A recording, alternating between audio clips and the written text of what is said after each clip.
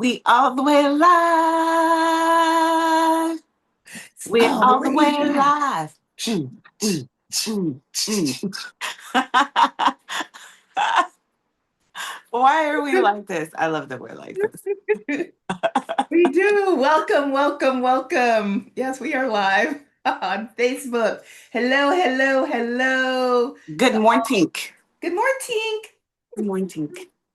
Yes, good morning to everyone. We are live from CFP, and this episode is a six-part series associated with healing the mother wound and the father wound and reclaiming wholeness. What do you think about that, lovely Lauren? Woo, child. I am here for it. I think it's very important. It's a great way to dive in and do some deep inner healing work because, especially if you want to reconnect with your parents, if you are a parent, if you're a human being, pretty much. So I think it's something that can be tough to talk about or reflect on, but also necessary for your healing journey. So let's go. Let's go. I love that. I love that. So, this is really a soul-led series to integrate the pain, reclaim your power, and restore your inner harmony. And by no means is this about, talking mess about your parents. It's not No that. shame or blame. No No shame or shame or blame. blame. No, this is No all about shame. healing. It's about truth and honesty. You know, even Yeah. if you do have a really positive and lovely relationship with your parents, there could have been things that were missing. And some of those things that were missing can cause a wound. And so this is about, truth, looking at things, eyes wide open, uncovering how, sorry about that, early emotional injuries from, your mother and your father shapes your self-worth. And at CFP, we talk about worthiness. We talk about certainty and being courageous. Yeah. And, often these injuries, these mother and father wounds, they cause our nervous system to be just dysregulated, and our adult behavior doesn't really match what we consciously want it to do, especially if you suffer from addictions or habits, destructive patterns that just no longer serve. And you might be like, well, why do I keep doing that?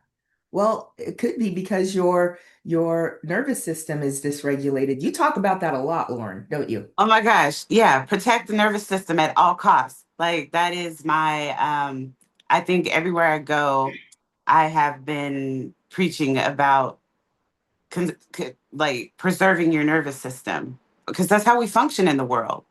You know, how we react, how we respond, the fight, flight, fawn, freeze, all of the things we've been talking about. That's your nervous system responding to your environment.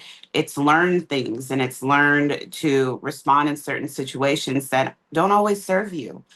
Yeah. And it's really good to be self aware and engage in things that keep you calm, keep you regulated, so that you can go out in the world and live your best life.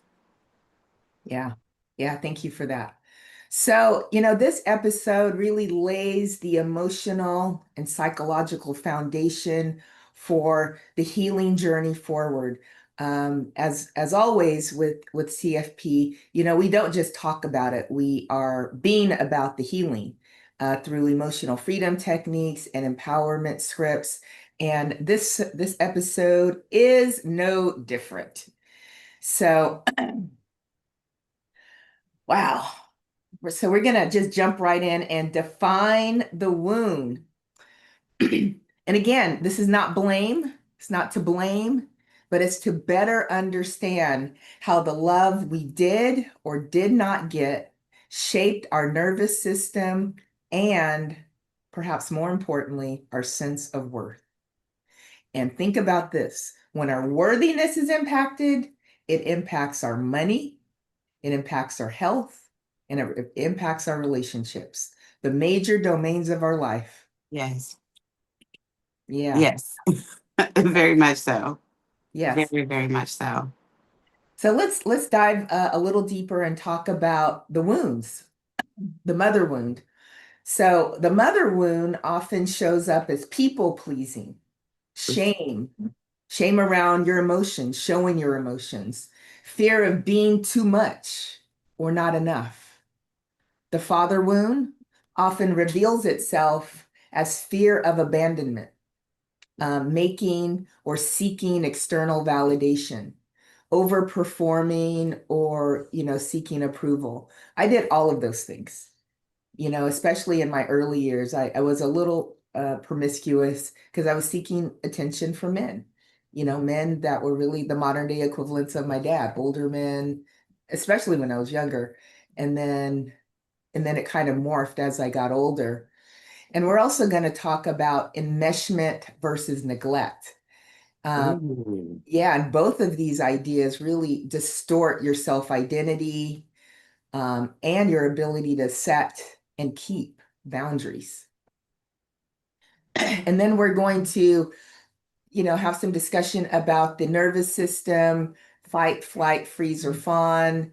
These are basic survival mechanisms that, began in these earlier years. So the mother wound isn't just about strained relationships with your mom. It's the internalized belief that your needs, your emotions, or your sensitivity made you a burden, made you a problem. And so that's why it shows up as people pleasing, always trying to keep the peace or avoid disapproval, or shame around emotions. People like you say things like, oh, you're being too much, you're too Mhm. sensitive, or you cry or get angry or you express your hurt as though that's a problem. Whew. Mhm. Have you had that experience? Yeah, I mean, we've talked about the people pleasing in previous podcasts. That's a big thing, of always wanting to be good and not a difficult or a problem in certain situations. So you swallow your feelings, you neglect your needs, all of those things. I'm very familiar around that. Being the good girl, being the helper, being um the caretaker. Yeah, yeah. Hey, for those of you listening live or in the replay, share your experience. Have you had experiences where you were told you were too much, or you felt like you just had to bury your feelings and not express them because people weren't able to handle them? I'd love to hear your responses in the comments. I'm not always able to see them live, but when we do, we will respond. So We love to hear from you. We love it. We yes, love it. We love it. yes. And make sure if this content resonates with you, please like, subscribe, and share with people that you think would appreciate this content. Yes. Now, there's two other aspects that really have impact here, and that's hyper independence. Oh boy. Ooh, this is a big one. We've talked about this one a lot too, Lauren. Yeah, believing you have to handle everything yourself to avoid being a burden or a disappointment. Yeah. Um, Hi.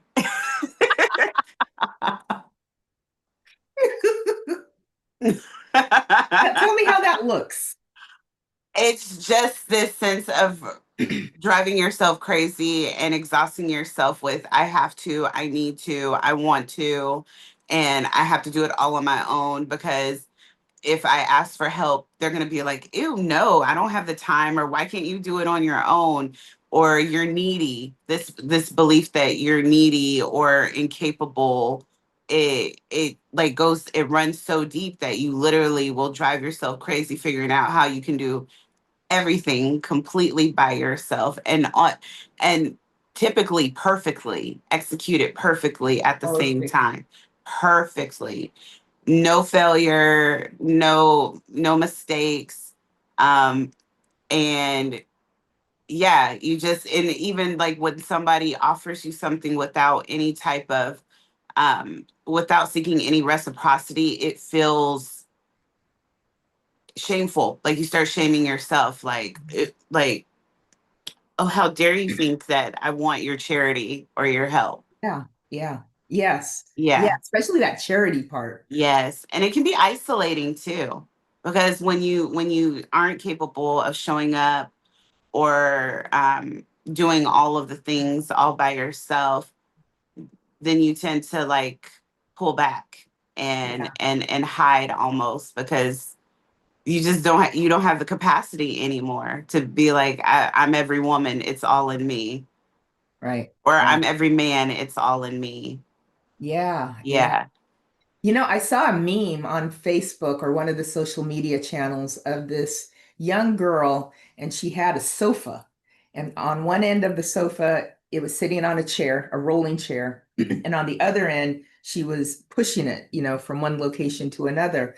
And I thought, I've been there. I could ask for help, but I was like, no, I could do it all by myself. I'm gonna do it all by myself.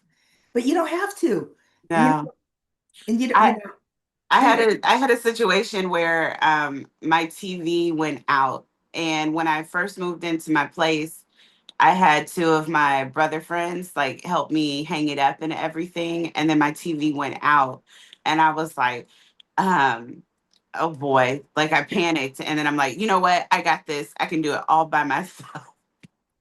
So first of all, trying to pull it off of the wall, the old TV, and pull it down, I almost died because like the TV fell.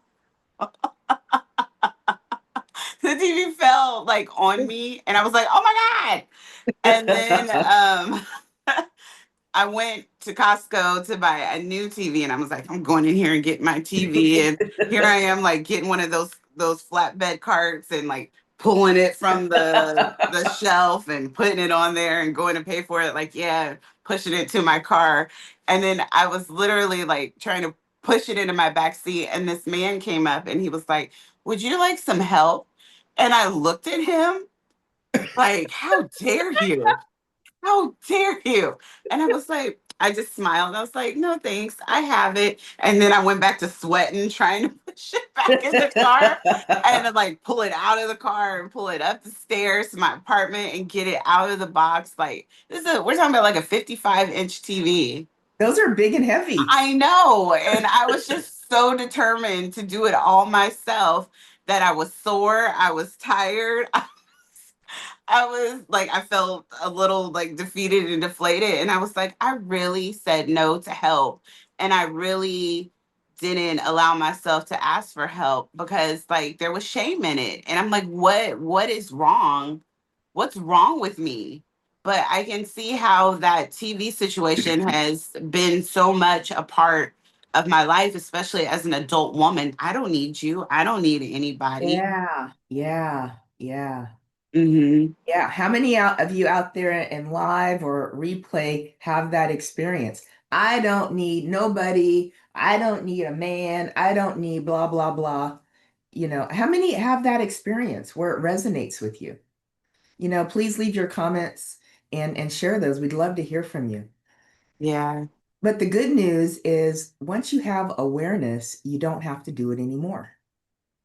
And so often when a mother figure is emotionally unavailable, overly critical, narcissistic, or got some enmeshment with the child may learn that love must be earned and not freely given.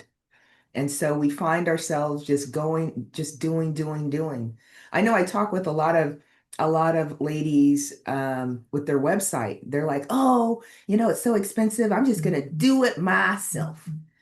And so they spend months and years getting things together, and it's not going to go right the first time. It's a lot of building blocks. And so instead of paying like $197 to get your thing up, you want to sweat, you want to toil, you want to just go the hard way. And we don't have to do that. You don't have to. You don't have Yeah. to. Yeah. You don't have to. That perfectionism really will sabotage you and keep you from being great. Um, with that, and I think that comes into play with like I'm doing it on my own. You become overly critical.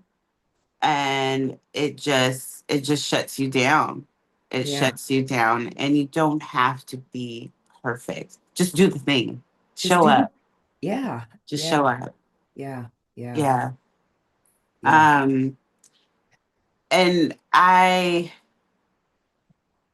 have been doing work, you and I have talked. I've been doing work on myself for some time, and I didn't know about mother wounds and father wounds until later in life. I'd say like my in my 30s, like my mid late 30s. I was like, what is this? I don't think we talk about it a lot. Mhm. Um in black or brown cultures as much as it's talked about maybe in more mainstream or like white culture about all of this. I mean, we know about like the Oedipus complex and that kind of thing, and we've heard the terms mommy issues, daddy issues, that Yeah. kind of thing. Um, but I didn't realize my wounds and how I felt uncomfortable sometimes with being nurtured or supported by others, and how deep that ran. And I internalized the belief that I had to prove myself, Mhm. um, that I had to be good. It had to be conditional. And I really think, too, that was how my mom was raised and brought Oh, up. 100%. Yeah. Yeah. We do what we know. Hmm. We teach those things that often, come from our lineage. And the thing we get from our moms is nurturing, the nurturing. And so if there's some breaks in that, then we're going to have difficulty have being nurtured by other people. We're not going to even be able to accept it because What? for the same Yeah. reason you just talked about. It's got to be perfect. You know, I'm just going to do it myself. You really go back to, those childhood times and you just take on that energy. I'm just going to do it myself. I, Well, yeah, my mom's hyper independent. My mom she's amazing. She's done a lot of things on her own, from her education, her career, Mhm. her buying her first home, like all of that. But it was all her, you know? Yeah, yeah. And so like and she's a caretaker. Mhm. So that's what I learned. Like, you take care of others, and you do it. You do it on your own. Yeah, And that that can be a lot, and it can wear you down, it and can. it can exhaust you, and it can leave you looking like, well, where is everybody to support me? But when you don't allow the support in, or are comfortable asking for help, it leaves you, you know, Exactly. exhausted. Exhausted. And then there's this whole complex, I mean, this concept of strong Black woman, being independent. Ooh, ooh. And like your mom, I had a very similar path. I bought my own homes myself, and took a lot of pride in it. Took a lot of pride in it. Had several cars myself, Mhm. made pretty good money myself. And but I remember that was really based upon what I saw my mom experience with my dad. He held on to the money tight. She couldn't have access to it. And I said back then, not happening here. Nobody's going to be controlling my money. And they don't. Nobody controls my money. But I that also means I've done it all myself, and it's hard to be open to accept help Yeah. until now, until we've start delving into this conversation, performing emotional freedom techniques and the empowerment scripts to really have a conscious awareness of, oh, okay, this is what's going on, and I don't have to do that anymore. And I think that that's a beautiful thing. So we have talked about the mother wound. Let's talk about the father wound. Yes, this is juicy. The father wound relates to how we receive or don't receive protection, stability, and recognition from a male figure, a father figure. And it often reveals itself as like fear of abandonment. So feeling unsafe or unworthy when others pull away. seeking that external validation, constantly trying to impress or be chosen. Pick Mhm. me, pick me, pick me. How many Yeah. of us have had that pick me Yeah, am energy? I pretty enough? Am I young Es- enough? Especially in relationship, especially in relationship. Um, the overperforming for approval, believing your accomplishments will finally make you enough. Did I do enough? Did I make you proud? Do you see me? Uh, just performing, performing, performing for that little good job, that little pat on the head, pat on the back, or that, and then just difficulty like engaging in a healthy form with masculine energy, Mhm. with men or masculine energy, that feeling guarded, being skeptical, or in turn being like super submissive, whatever you like, Right. Oh, that type yeah. of energy. Yeah. I Bark was like a dog. Yeah. I love that movie. Yeah, but Yeah. it speaks to the conditioning. And it's not to say it's good or bad, you know. There's it's just a way of being. And if you're okay with that way of being, no problem with it. You know, as you were talking, I thought, man, one of the big issues the father wound can have is an ability to trust in the concept of God, trust in money, you know, that you're going to be provided for. And so sometimes if you have those trust issues early on in life with, you know, a father figure that might not even be there or, you know, be there intermittently, or there might be some, you know, other issues going on, it can really impact your money and your Mhm. ability to trust that you will always be provided for, or your ability to trust in God, because if your earliest caregiver didn't, you know, take care of you, a lot of people, not all, you know, have issues trusting God. Like, you know, I don't know. You weren't there then. Yeah. That I mean, and I want to know, does anybody else see that or feel that or have that thought or experience? Because that's deep. That's Yeah. really deep realization. And it took me some time to understand, you know, with the hyper independence, I don't feel, especially receiving help from men, it's like, well, what do you want in return? Right. Like there has to be some type of exchange. It's Yeah. not just because you want to be helpful or supportive. Like there has to be something that I have to give in return. And Yes. I don't want to submit, or I don't want to have to owe you any favors or whatever Right. it is. I can do it by myself, or what I for the longest said, I can do bad by myself. Oh, yeah. And there was a whole movie about that. Mhm. Yes. Yeah. Yes. And I Yes. think that's been projected a lot too in certain cultures as well, that you know men are just there to take and to abandon and Yeah. to you know shame or whatever. So there's a lot of women out there that don't feel safe in connection with the man because there's always like that expectation to be perfect, Yes. to be submissive, and we're like, hell nah. Yeah, yeah. You know, we're going to have a conversation about submissiveness and submission. I learned something from Dr. Tia Hairston on that, and it really kind of opened my mind to the extent that I could be submissive to somebody, because I have been. You know, when I was at work, you know, I'm submissive to the boss. You know, I do what Mhm. they want generally. Um, but it's, you know, who are you submissive to? And, you know, from a partner perspective, I just have to make sure I'm submitting to, you know, the right character, you know, the Oh, of kind of course. person that is Yeah. gonna be like, okay, I know you're not going to run me, you know, off the road, or, you know, do something dangerous. So we're going to have to put a pin in that and have a conversation, you know, about that, because I think it's important. But more on the father wound.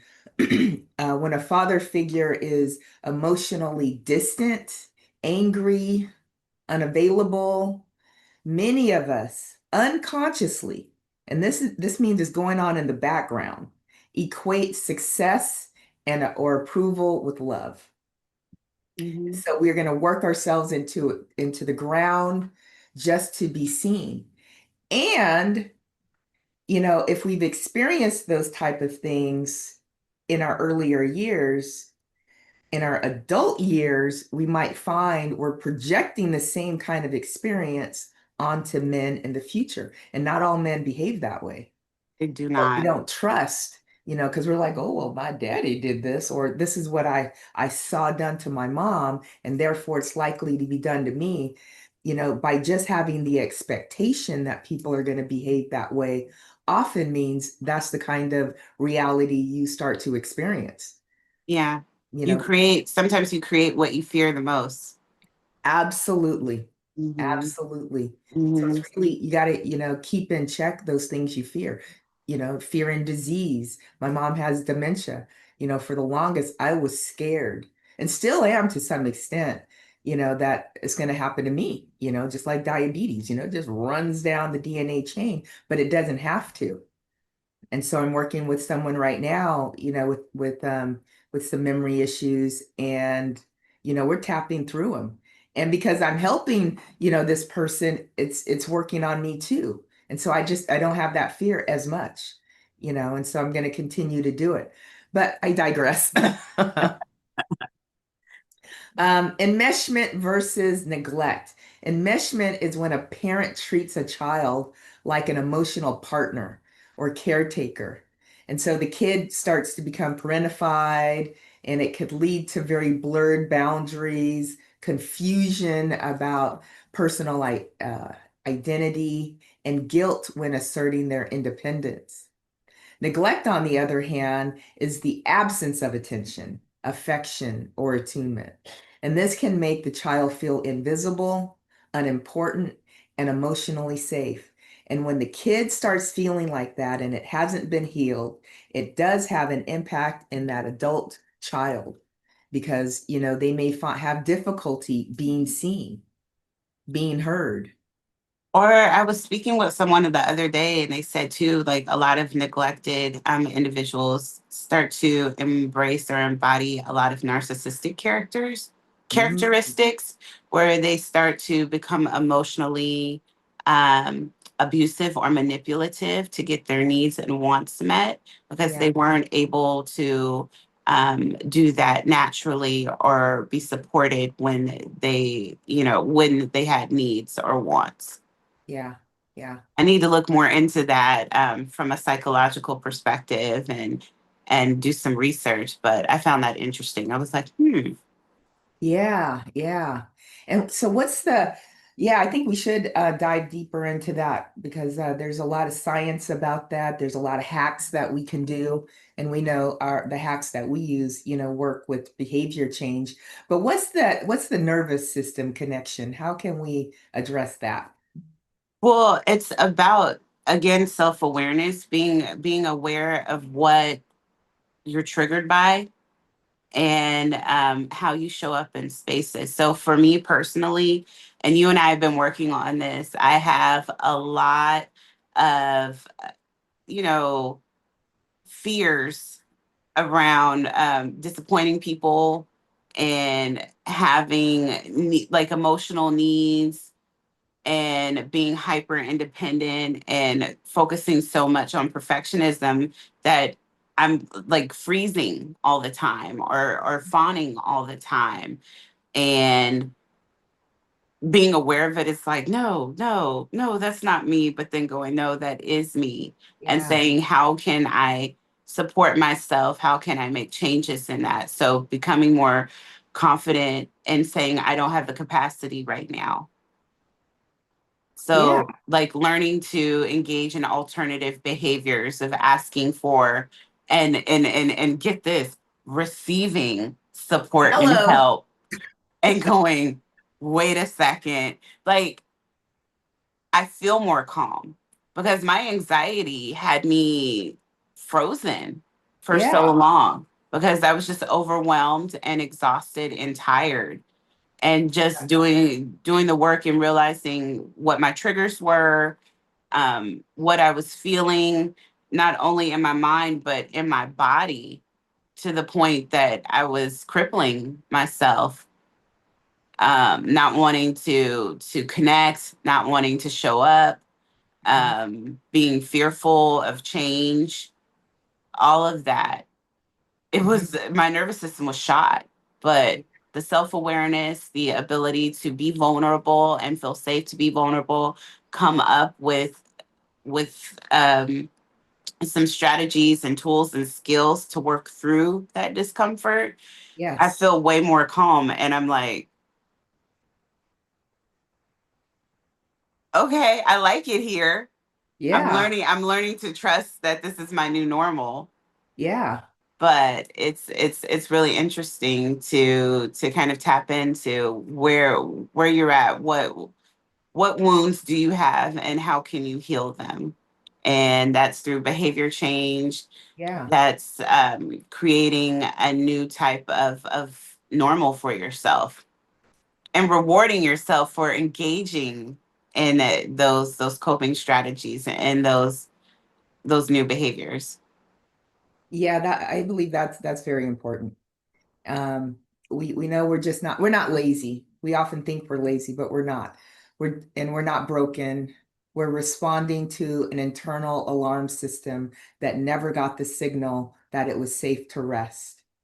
And when we're able to rest, which is something we are often demonized when we're resting, when we take intentional time to just do nothing, take a day and do nothing. Um, Things come to you. I've even noticed with you, lovely Lauren, when you get quiet, not quiet, but when you get still, things just magnetize to you. Oof.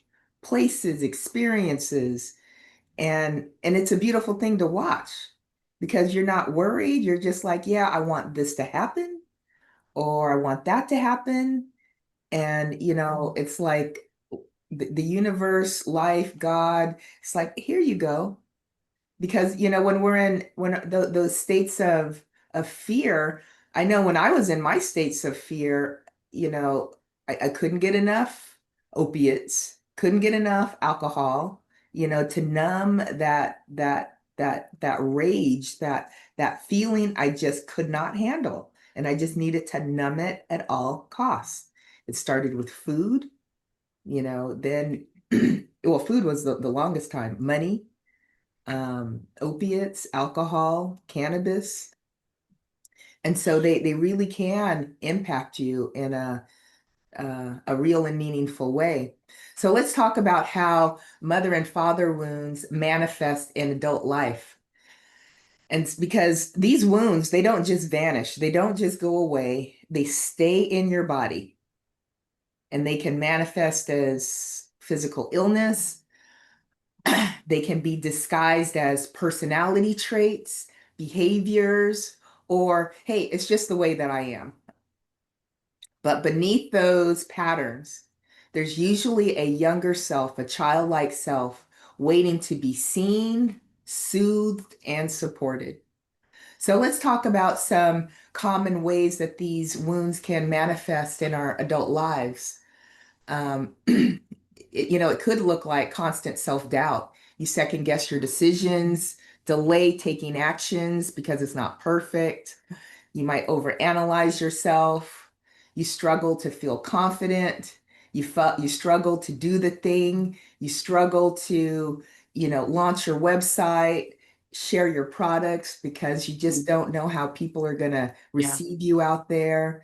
You ask others for permission to do what you already know what is right to do.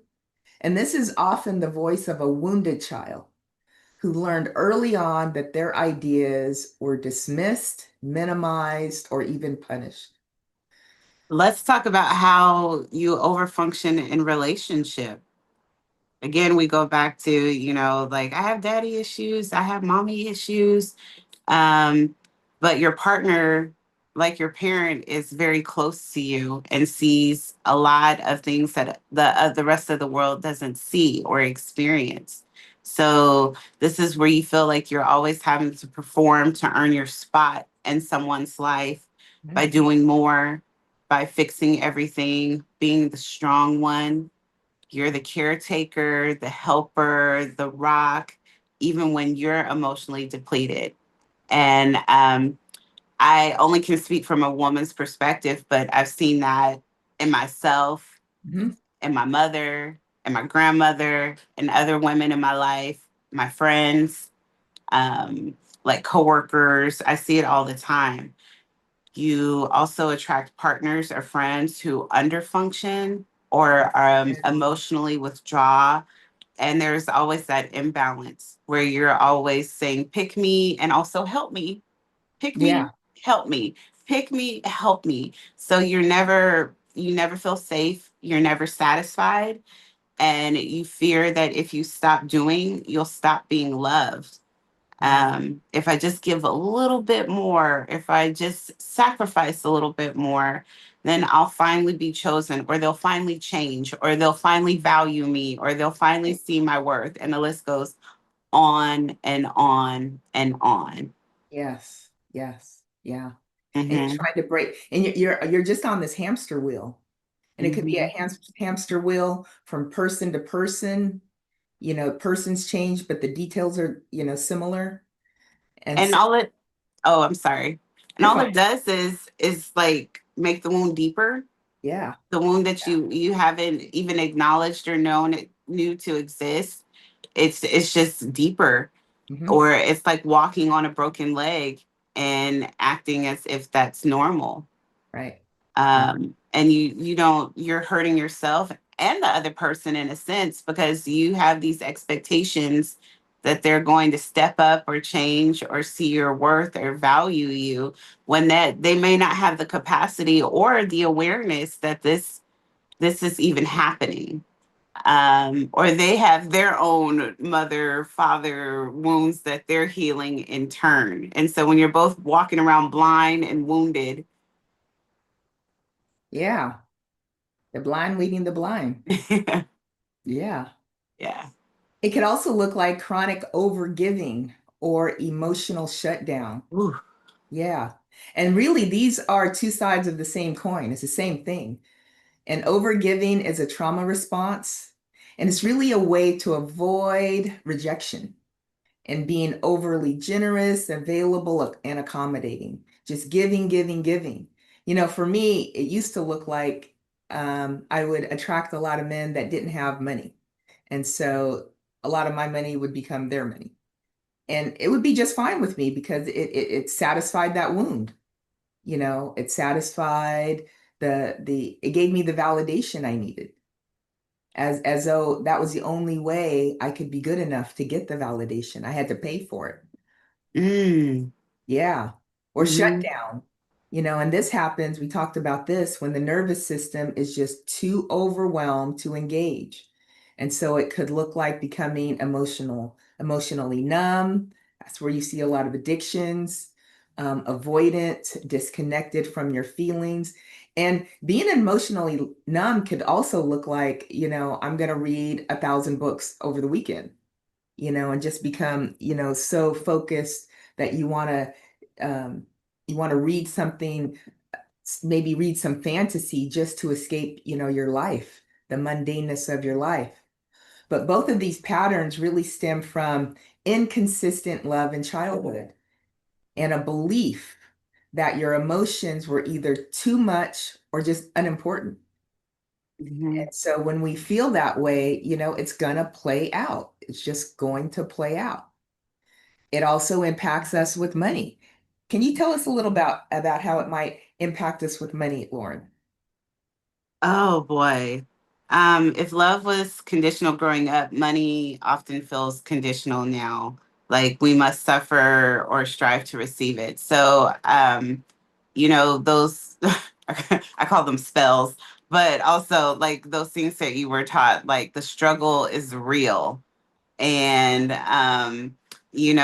like money, money doesn't come easy. Money doesn't grow on trees. And like you have to work hard in order to have anything you want. Just all of these beliefs were so deeply ingrained in me that I just normalized struggle. So Yeah. when I saw, um, either, a partner or somebody I was interested in the struggle, I'm like, well, the struggle's real. Hmm. So, like I'm here to make it easier. And so because I'm a caretaker and sharing is caring and all of these Yes. things. But I normalized that dynamic in relationship and suffered as a part of it because sometimes I'm like, I don't have it to give, or I just don't want to. And then there's shame in that I don't want to. And the shame then becomes a bit of it turns into resentment. And so Yes. you're resenting this person that you voluntarily said, I'm here to help, I'm here to love, I'm here to support you. And then you go like, why don't you have your shit together? Why can't you do something for me? Why can't you show up for me? Or why can't you even show up for yourself? Yes. Yeah. Yeah.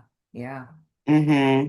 So, then there's just you start engaging in all of these survival behaviors like overspending, or hoarding or procrastinating on paying this or robbing Peter to pay Paul, as they say. There just a lot of unhealthy behaviors and patterns start to show up and become a part of your day-to-day life or a part of the dynamics within your relationship.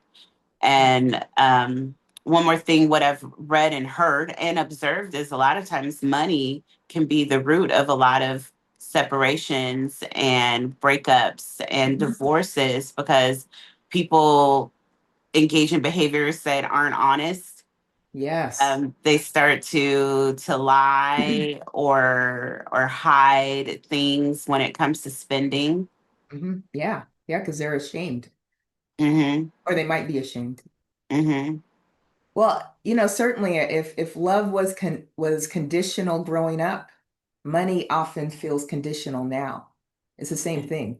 Yeah. Like we must suffer or strive to receive it. You said something earlier, because I heard this too. Money doesn't grow on trees. That's a big fat lie. Big fat lie. Money does grow on trees. We print it every day. We print Just it about to say it's made from trees. made from trees. It's paper. Yeah, it's paper. It's paper. And if you're an entrepreneur, it can show up like undercharging for your services or feeling guilty receiving it from other people. Um, and so it's really interesting when you feel uncomfortable talking about money. That could also be an aspect of how these unresolved issues show up. I used to think I was not smart enough to understand financial calculations. So I would, there were times, and I would make a lot of money, but I would still do a payday loan. And those payday loans were high interest. But I was like, oh, I don't understand it. It's too complex, So I would sign up, get that $245. But that was a trap, it was a trap to get you Mhm. to re-up. And you're Mhm. paying a ton of money. And it impacts certain kind of people more so than others. And so you really have to, be eyes wide open about the things that you're even open to understanding. And money is one of them. Yes. Yeah, There, like for me, I didn't get a ton of education around money. I was told more so not what not to do, like don't get a credit card.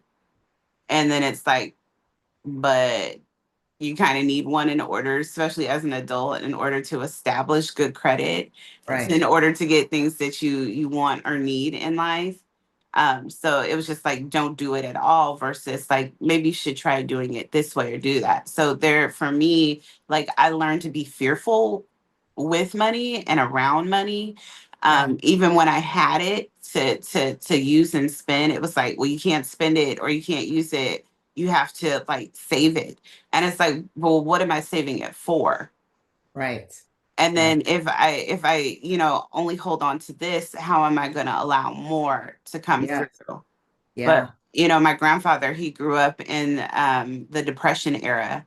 So like he made good money, but he was always hoarding it and holding on to it. And then he didn't create a will. and he didn't do those things. He couldn't take it with him.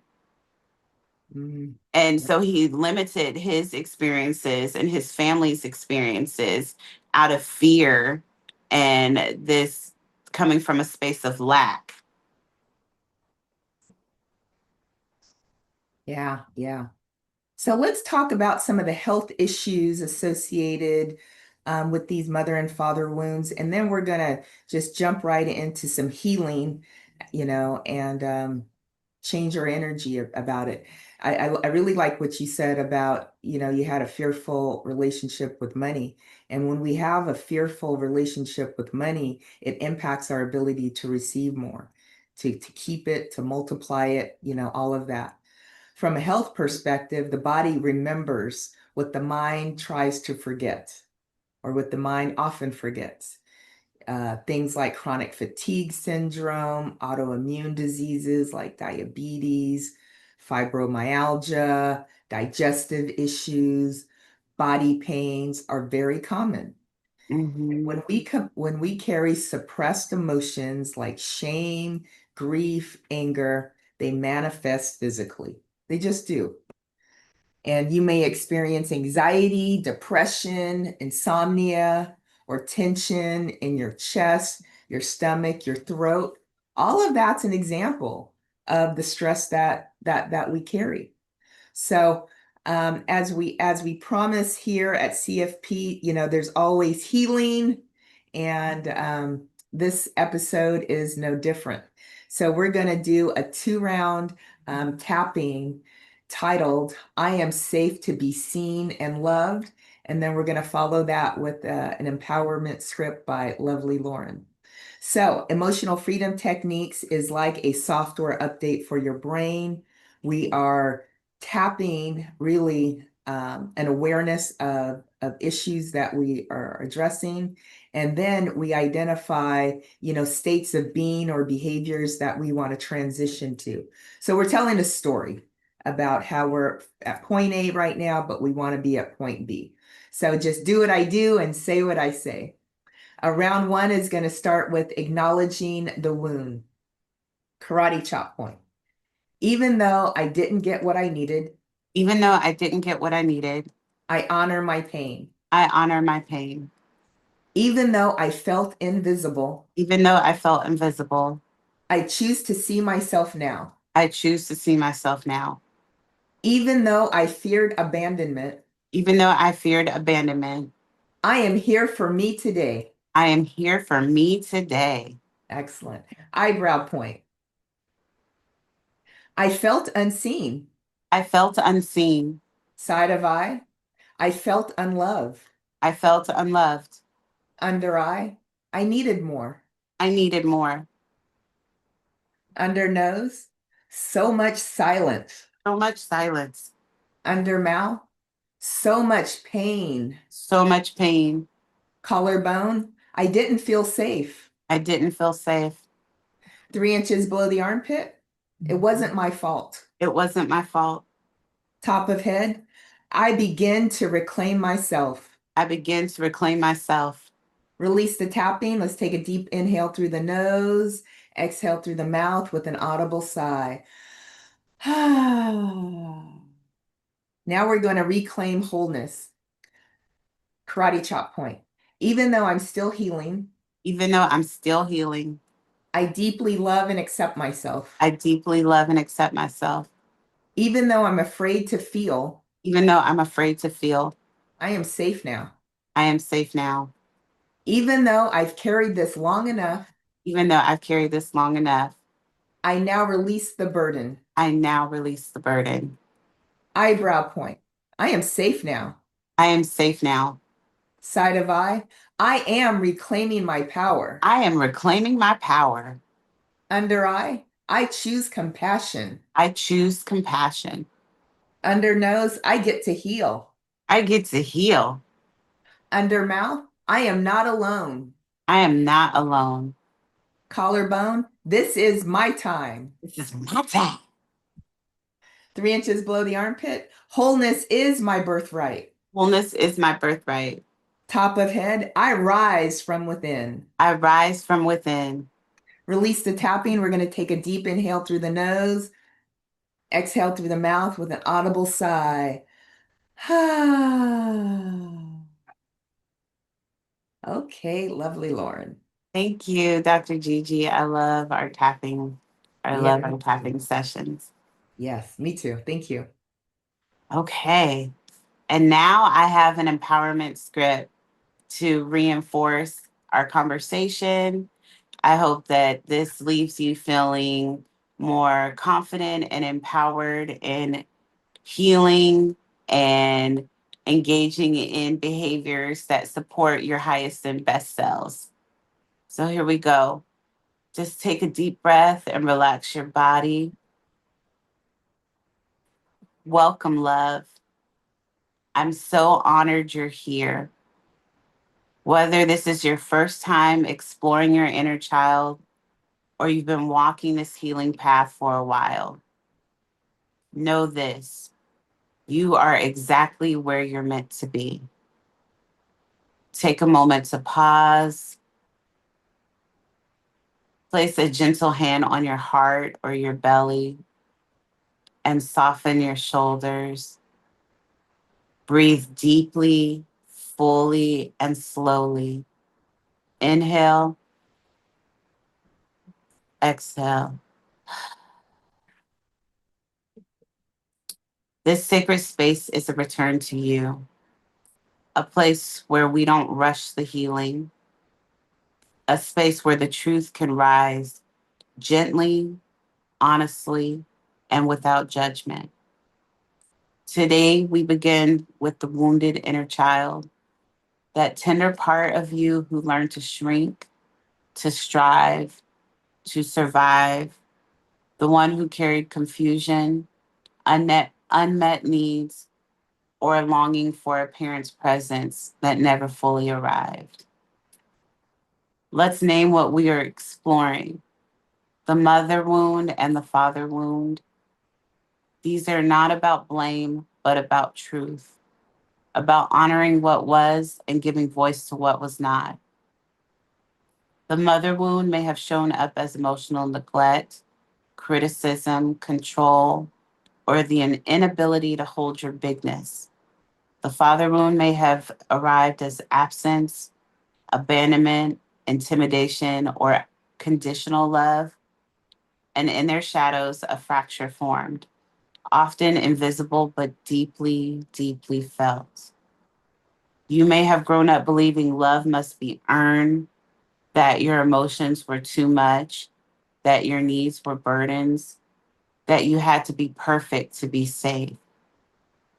These patterns, rooted in your early story, have shaped how you see yourself, how you relate to others, and how your nervous system responds to the world. Maybe you felt hypervigilant, frozen, anxious, disconnected, or afraid to trust even yourself. And still, here you are. That, beloved, is the voice of your soul calling you home. You are not broken. You are not too much. You are not unworthy of care.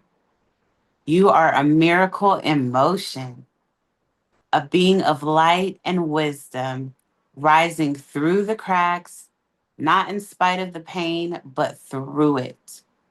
Let us whisper this together now. I am safe to witness my story without shame. I am safe to witness my story without shame. I release the lies I believe to survive. I release the lies I believe to survive. I believe to survive.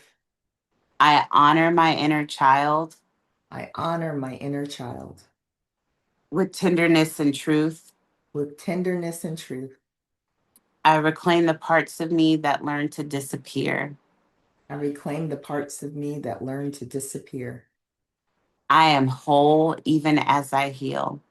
I am whole even as I heal. Take a deep breath in and exhale. The journey has just begun and you are not alone. With each part of this series, we will walk it together, integrating the pain, reclaiming our power, and restoring inner harmony within ourselves.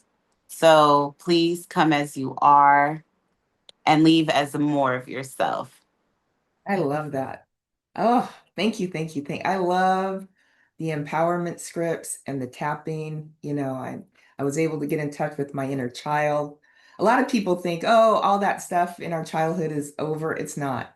It's in our body, it's in our We're mind. big kids. We're big kids, We've never been our ages before. mm-mm, mm-mm. Yeah. Yeah.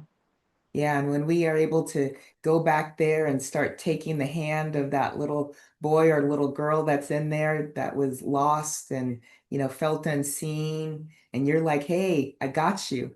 I see you. I love you. I accept you. Yeah. It starts the path of healing. So thank you for that. Now I'd like to invite you all to dive deeper with lovely Lauren and I. And so, Lauren, how might people be able to contact you and dive deeper with services with you? Like and comment on our posts and pages. So you can find us here on Facebook, YouTube. Also, you can email me at Lauren at tappingwithdrgg.com. And I would love to I'm working on my landing page with Gigi. So I'm excited to be launching that soon. So in the meantime, you can find me there. I'd love to discuss with you more just about how to use behavior strategies and skills to address protecting your nervous system and reaching goals that you think may be impossible, big or small. Yes, and Lauren is great. She's a behaviorist. She's great about helping you to achieve your goals and objectives in a very short period of time.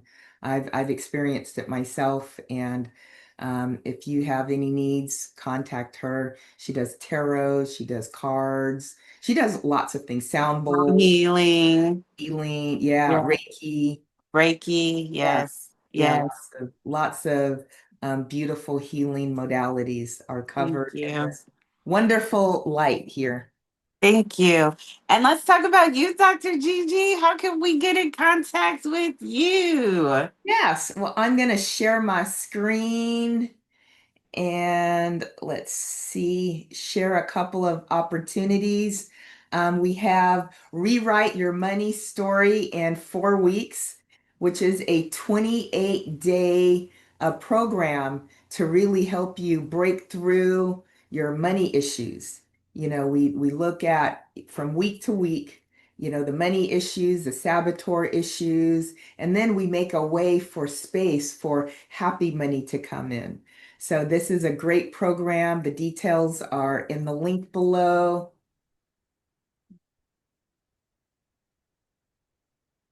And we have Tapping into Recovery. It's a tool-based approach to recovery. I like to call it a soft landing space. We meet every Tuesday from 5 a.m. to 6 a.m. Pacific Standard Time. You can register below or scan the QR code. We love to have you. It's by donation, but don't let money, prevent you from coming. We help people transition their limiting beliefs, their habits, their destructive patterns that no longer serve. So just come, willing and an open heart. Let's see, what else do we have? A Boundary Badass. This is my book to help you say no without feeling guilty. It's only $33.33, and it's a very affordable way to put your big girl or big boy pants on, so that you can speak your truth without guilt. And last but not least, we have a flash sale at afrolinkmedia.com where you can get African American inspired flashcards teaching your kids sight words, affirmations, the alphabet, Swahili. We also have these cards in Spanish, and they're beautifully designed by Dr. Tia Hairston. You can go right now, access the flash sale at afrolinkmedia.com. I think that's about it, all I was going to share. And so our closing reflection. Here's a journal prompt, and we'll have this also available. What did I need most as a child that I never received? And so again, this question is not meant to blame, but it's meant to identify what do you still need? Because now you can provide those things to yourself and write it, journal about this with compassion. Let yourself really feel. Let yourself really be heard. So let us give you a preview to part two. See, this is a six-part series. It's a Yes, lot to uncover. Uh, Lovely Lauren, could you share what people can expect in part two? I'd be happy to. In our next episode, we explore the mother wound a little deeper, and we discuss loss of nurturing, how the absence of emotional safety, softness, and support from a maternal figure can shape our ability to care for ourselves, trust others, and receive love. You don't want to miss this conversation. It's going to be healing. That's always our intention. And again, we encourage you to show up and share, and we hope that you will join us next week. Yes, yes. Yes. Thank you, thank you, thank you. And if this content resonates with you, I'm really asking you from the bottom of my heart to like, subscribe, share this content with other souls that you believe would resonate with this content. We want people to learn. We want people to heal. And so, thank you. Thanks for being here. Thank you. Thank you.